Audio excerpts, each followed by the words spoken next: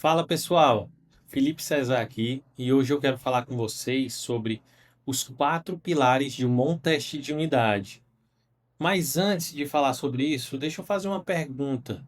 Você já fez uma refatoração simples, daquelas assim que não tem como dar problema e de repente rodou os testes e eles falharam e o sistema continuava funcionando normalmente? Isso acontece porque muitas vezes os testes não foram feitos para te ajudar. Então a pergunta que fica não é: meus testes estão passando? E sim, meus testes são bons ou eles são apenas um peso morto no meu repositório? Hoje eu quero apresentar para vocês os quatro pilares de um bom teste de unidade, com exemplos práticos em JavaScript. Então vamos começar pelo primeiro pilar. Esse pilar responde uma pergunta bem simples: meu teste detecta bugs importantes? E agora deixa eu te mostrar aqui um exemplo de um teste ruim. Aqui na lição 7, eu tenho esse exemplo da classe user. E ela não faz nada além de receber o nome de um usuário.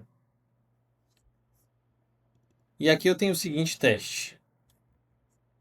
Eu instancio essa classe, atribuo o nome e verifico se o nome é o mesmo que eu atribuí. Esse teste sempre vai passar. Não existe lógica, regra de negócio ou nenhum risco real nesse código. Nesse caso, nós temos um código que executa uma lógica real. E nesse caso, se qualquer mudança for feita nessa lógica, o teste vai acusar um erro na hora. Por exemplo, ao apagar uma, ao apagar uma das regras, ao apagar uma das condições, o teste falhou. Já veio um resultado diferente do esperado. Agora vamos falar sobre o segundo pilar, resistência a refatorações.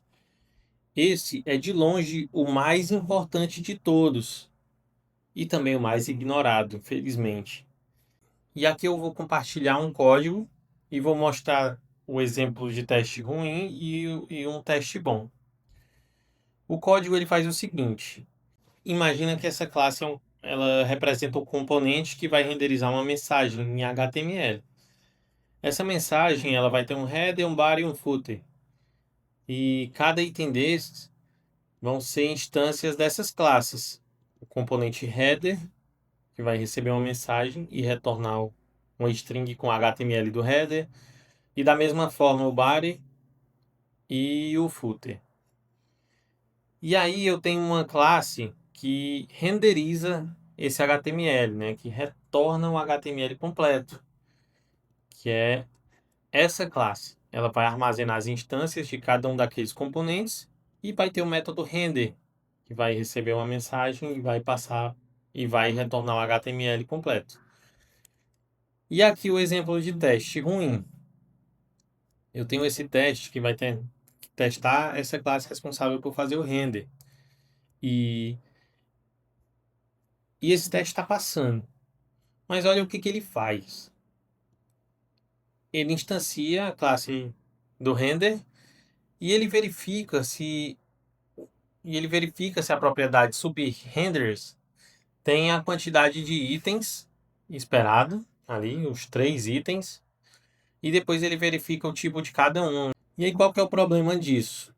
Esse teste, ele não testa um comportamento válido. Ele testa detalhes de implementação. E agora vamos ver um exemplo bom para testar esse cenário. Aqui eu tenho outro teste que, ao invés de testar os detalhes de implementação, ele vai testar o comportamento real, que é o que realmente importa para o sistema. Então vamos observar aqui o seguinte: aqui eu instancio as dependências necessárias para o teste, o render e a classe message.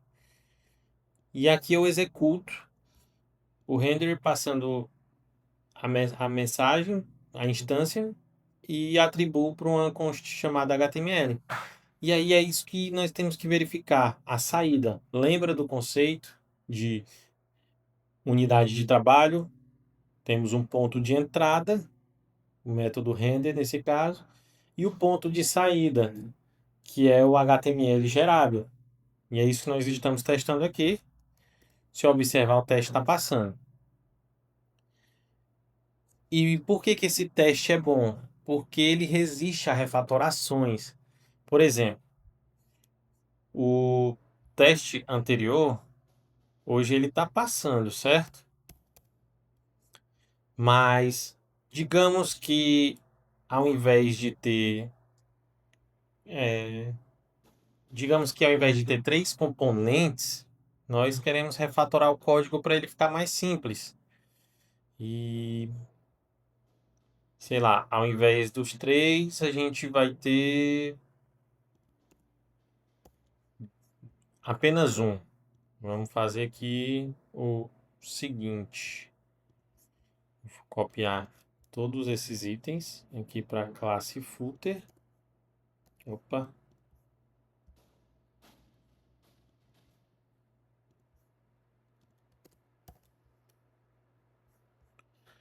E no render, eu vou remover os outros dois e deixar apenas o footer, já que tem o template completo nela. Quando eu salvar, meu teste quebrou. Ele está dizendo que ao invés de três, ele tem apenas um item no array, né? Ele quebrou aqui na primeira seção.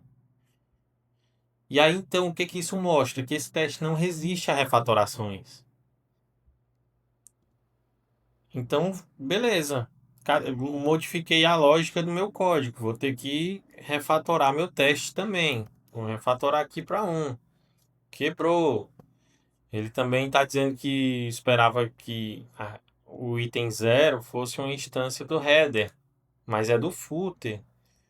Então vamos aqui, vamos refatorar isso também.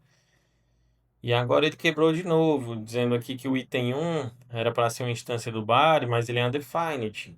Então beleza. Entende? Aqui nós refatoramos todo o teste. E isso é apenas um teste. Imagina num sistema com vários testes e cada mudança que você for fazer tem que entender cada teste e refatorar um por um para que eles voltem a passar, dependendo da mudança que for feita. Agora vamos ver como ficou o teste da outra classe.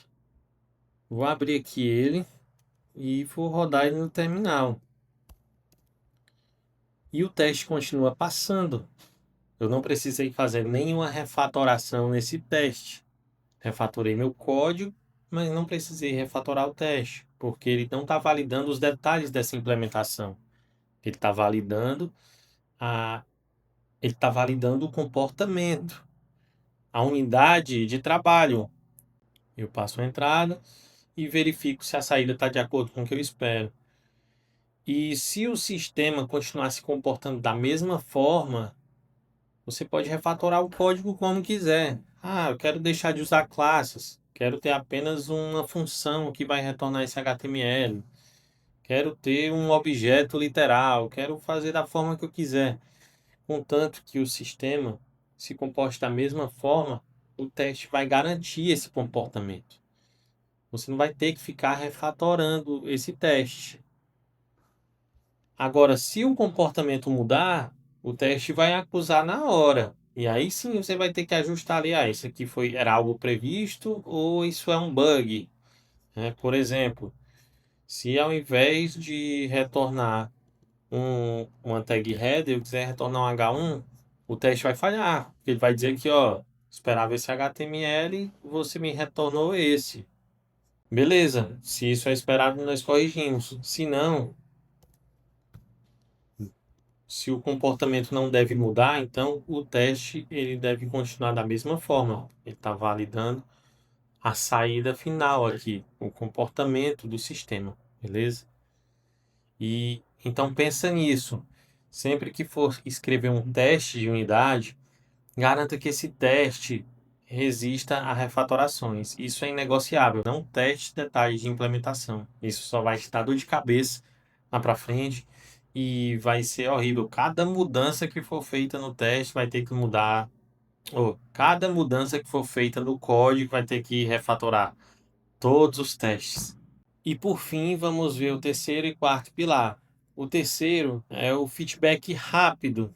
O teste ele tem que, o teste de unidade ele tem que te dar uma resposta rápida, ele não deve ser lento.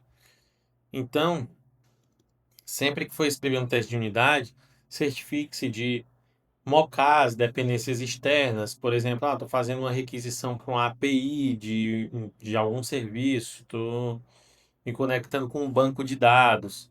Não faça isso de forma real dentro de um teste de unidade, certo?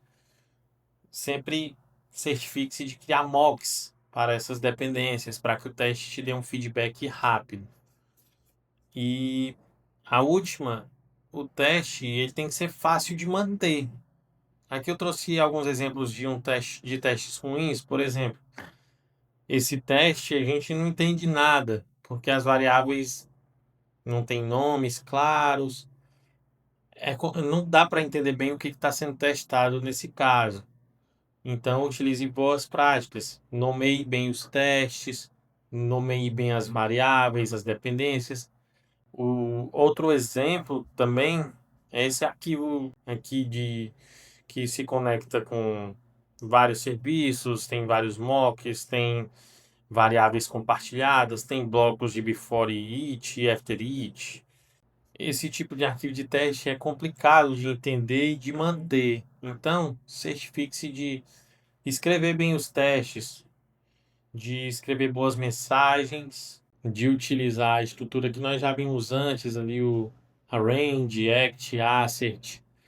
Certifique-se de ter testes fáceis de ler e escrever. E esse era o conteúdo da aula de hoje. Então, recapitulando, nós vimos os 4 pilares para escrever bons testes de unidade. O primeiro, o teste deve proteger contra regressões. O segundo, deve resistir a refatorações e lembra que esse é o mais importante e inegociável. O terceiro, ele deve dar um feedback rápido. E o quarto, ele deve ser fácil de manter. Tendo isso em mente, pode ter certeza que seus testes vão ficar bem melhores. Você vai escrever bons testes aí para qualquer projeto que você estiver desenvolvendo. Beleza? E era isso o conteúdo de hoje. Espero que tenham gostado.